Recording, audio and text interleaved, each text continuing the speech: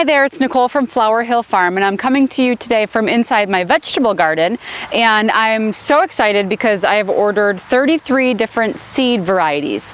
That's not all I plan on ordering, but that's what I have so far. So all 33 of the seed varieties that I've purchased so far have come from the Baker's Creek Seed Company. They are heirloom organic seeds. Their website's rareseeds.com. So all the information and all the photos that I'll be using today are from Baker's Creek. I want to talk to you a little bit about what I plan to do with these flowers and which ones are the best for cut flower farming and which ones are just pretty and I'm growing them just because. Here is our first flower. It's the Exquisite Zinnia, and it's exquisite indeed. I have ordered 100 of these seeds. They are large blooms up to 5 inches. They start out red and they fade to a pink as they age. They bloom all summer long and they are an annual, so I'll have to plant them every year. Up next is the black and white DIANTHUS. I have 50 of these seeds coming in. They are double blooms, about 1 inch on those blossoms. They bloom through the summer until the very first frost. These are perennial, so they will be coming back every year, and every year they'll get more prolific. Up next is the tall Strawflower. I have 250 of these seeds coming.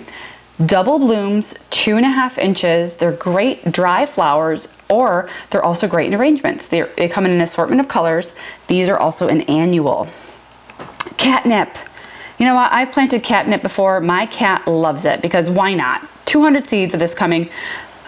I just adore these, and they are, you know, beautiful little stems of catnip and arrangements. Why not? I actually plan on doing a whole bunch of like rosemary and oregano and parsley, just, you know, for people to cut themselves and add in their arrangements, or just take them home and use them. Up next, we have the California Poppy Rainbow variety. I have 1,200 of these seeds coming. Now, this has every color on the spectrum. It's represented here. Double blooms. This is a perennial because it's a self-seeding annual, so I'm going to call it a perennial. But poppies come back every year because the seeds drop. But who knows, in a cut garden, am I going to have the seeds drop and come back? So I might have to reorder these. They might not come back as you think they would because they're going to be in a cut garden. So up next, we have a cherry caramel phlox, 200 of these seeds coming. Oh, this is just dreamy, isn't it? Unlike other phlox varieties, this is an annual. It's so beautiful. This color combination is just gorgeous. I truly just love it. It's like antique-y, you know? It just has that beautiful look to it, and I can't wait to get this started. Up next, we have the Black Swan Poppy. I have 600 of these coming. This is such a beautiful burgundy, large, frilly blooms. This is also an annual. I just can't wait to see what this looks like with some other flowers arranged with it. It's just, actually, I've never seen anything like it, and I'm really excited about it. Up next, we have the GAILLARDIA Indian Blanket flower. This is also known as a fire wheel. This is a wild flower in the aster family. It's an annual and it grows up to 3 feet tall, and I have 300 of these seeds coming. Very excited about that. Up next, Ball's Improved Orange Calendula. This is an edible flower. So it's got double 3-inch blooms. They are very tasty in salads. I actually have never eaten them, so I can't tell you that from experience, but this is what the interweb tells me. So you grow them from seed because they grow very quickly and they flower all summer long, and they will self-seed if you let them. I don't know if I'm gonna be able to self-seed anything in a cut garden, so that time will tell on that one.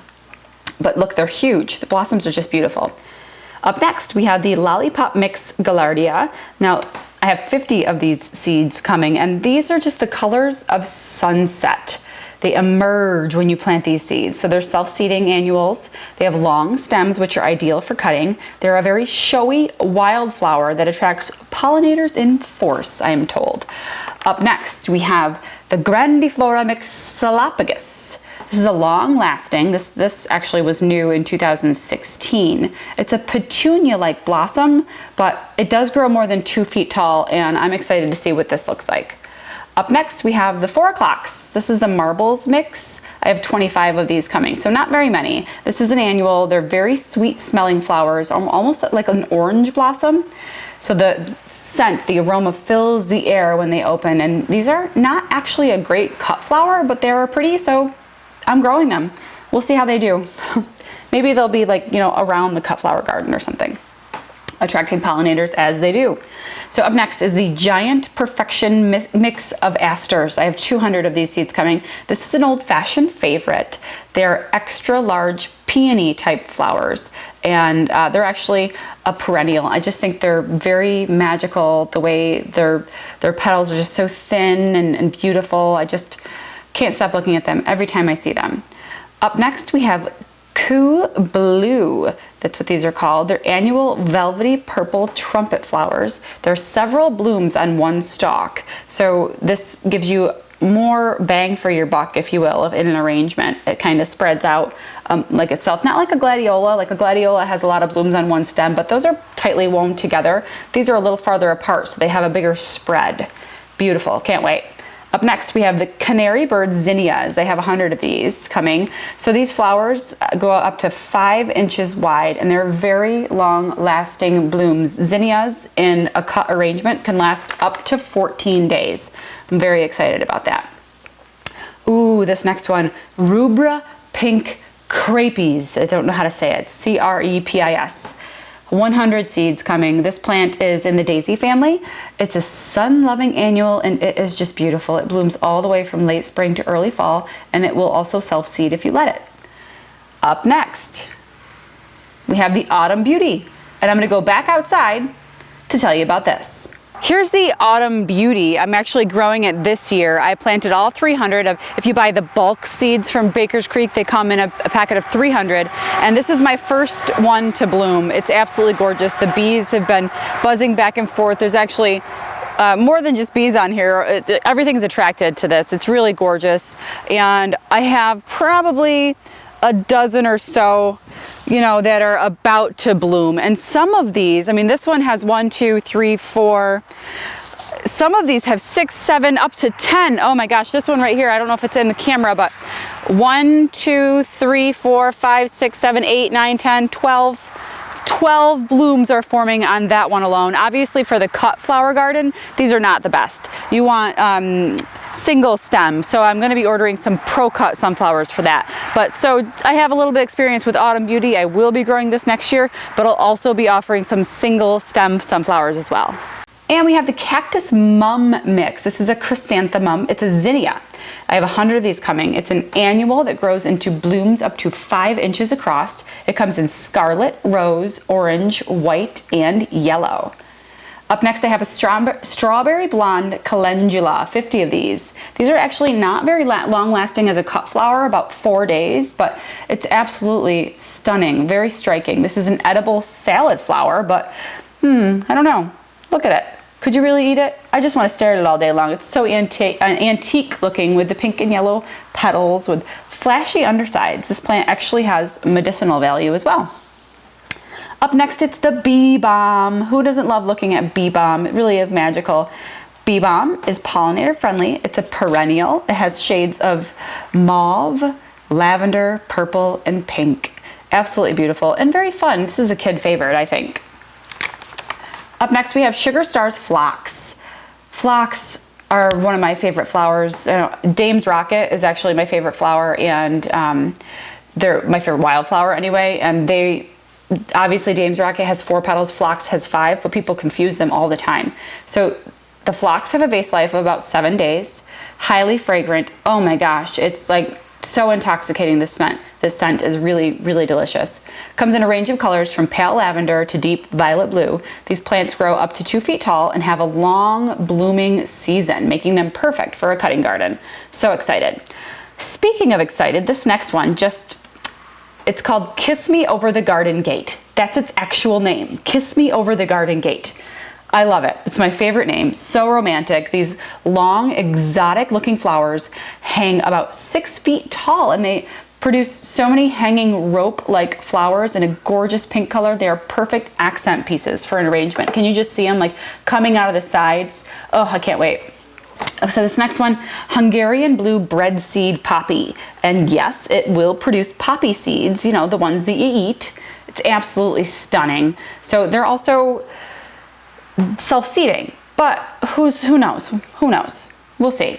I really don't think I'm gonna get that many coming back if I have a cutting garden. We're gonna be cutting all the seeds, so nothing's gonna drop to bloom again next year. So we will see. But this grows up to 3 feet tall and it blooms starting in the late spring, and it will go all year long. Crackerjack mixed marigold. I have 200 of these. Big double blooms in shades of yellow to deep orange. They're obviously a great companion plant for vegetable gardens, but they're also great for arrangements as well. Up next, I have the Olympia mixed Scabiosa. I have 200 of these coming. Oh my, would you look at these? These pin-cushion flowers with colors ranging from purples, plums, blues, and an occasional pink and white flower. They have long, wiry stems, perfect for cutting, and they're also a perennial, so they're gonna be coming back every year. Absolutely gorgeous. I cannot wait to get my hands on these. Up next, we have the tall trailing nasturtiums. So I ordered 25 of these, and they grow up to 10 feet tall, and they're a vining variety. So they're really not for the cutting garden. I just thought that they would be really beautiful somewhere down on Flower Hill Farm, just to have this gorgeous trailing kind of, maybe go over a fence or something. I don't know. It's just gonna be pretty. Tall deluxe snapdragons. I have 1,200 of these coming. This is going to be my showstopper. These are tall, spiky plants. They grow up to 36 inches in a range of colors. They bloom in the spring for a while, for many weeks, and then again in the fall if you do a second sowing of them, which I definitely plan on doing. I cannot do all 1,200 at once. But man, this is going to be gorgeous. I cannot wait for this. The GUSFORD Supreme Asters. I have 200 seeds coming. These are magenta blooms, and they have a creamy yellow center. They really, drew my attention in when I was looking on the website. I'm really excited about these, and these are also perennials. All asters really are. Sensation Mixed Cosmos. I'm growing these right now in my wildflower garden, and they're very impressive. So many buds, and they're just growing up, up, up.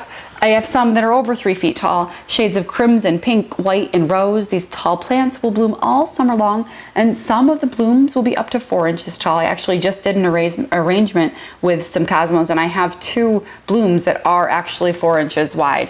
Really beautiful. So up next we have, this is a type of carnation. It's called the CHABAUD Cocotte Fantasy Carnation. I have 100 of these coming. They have elegant blooms coming in many colors, and they're actually striped. They have this fantastic stripe about them. They're very sweetly scented, and they have very long stems. These are annuals, and they are just beautiful. They're gonna be great in arrangements. Up next is a CANDYTUFT. I have 125 of these coming. I'm also growing these right now. Actually, this photo is not from rareseeds.com. This is actually my photo from my wildflower garden. I do not have the colors though that this variety offers. I only have them in white and a pink, but the one that I'm getting in, the seeds, are lilac, silver, pink, maroon, a red color, also white like mine. And these, I'm told, I'm researching, and it says these last forever in cut arrangements, so I'm very excited about that. Up next we have the SPUN Orange Marigold. 100 of these seeds coming. They are extra large blooms with tubular petals. I'm really hoping these do well, because these blooms are enormous, and I think they would just be gorgeous, especially coming into the fall time. So I also purchased a Black-Eyed Susan vine. 25 of those seeds, but that is more decorative, just like the nasturtiums too. Probably be putting some in my vegetable garden, and then some down in Flower Hill Farm. So that was a preview of some of the seeds. Again, thank you to Baker's Creek Seed Company, the rareseeds.com, for those photos and that information. That's where I've been ordering my vegetable seeds and my flower seeds from. I will be ordering from other places as well, but I always just have really great luck with their germination, and their vegetable plants are just always fantastic for me, and their sunflowers as well. So next time, hopefully by the end of this week, I want to talk to you guys about the